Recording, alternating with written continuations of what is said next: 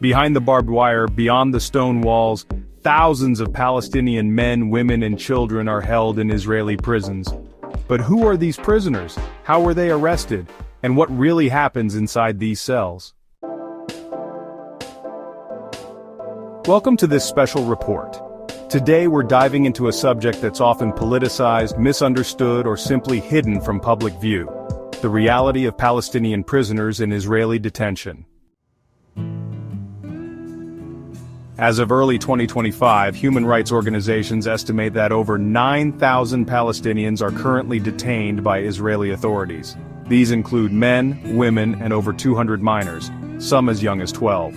Security prisoners, those accused of being involved in armed resistance or protests.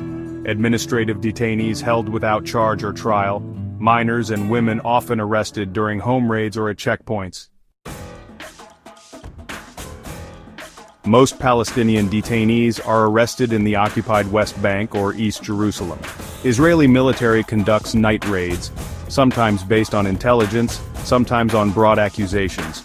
Once arrested, many are blindfolded, handcuffed, and taken without informing their families.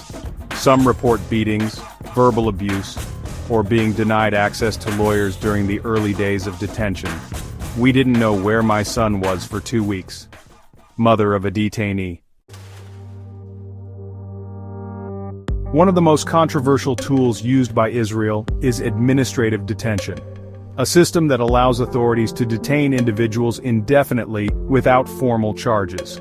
These detentions are often renewed every 6 months, based on undisclosed evidence, leaving families and prisoners in a state of endless uncertainty.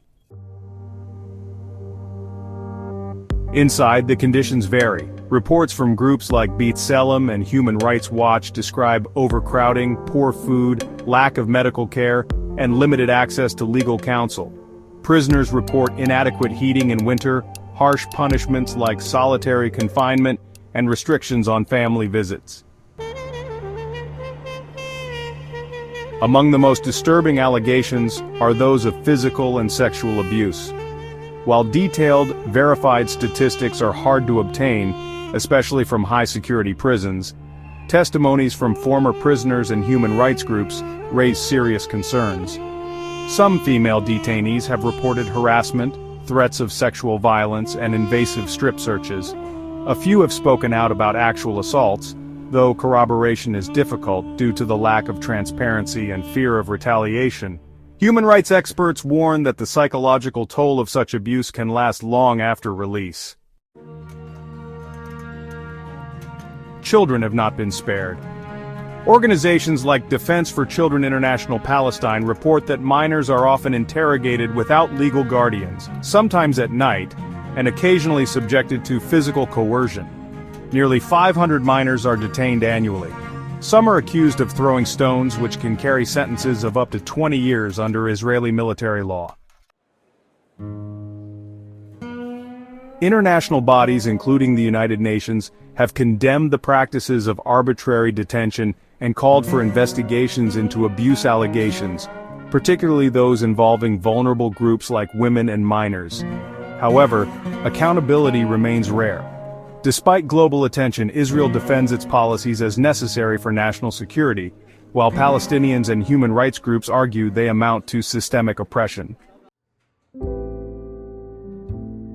This issue goes beyond numbers and politics. It's about human rights, dignity, and the treatment of those who often have no voice. Many prisoners are never charged, never tried, and yet spend months or years in jail. Their stories, though difficult, deserve to be heard. Raising awareness is a start. International pressure has in some cases led to early releases or improved conditions. You can support human rights organizations, share credible information, and contact your representatives. Because justice, like freedom, should not be selective.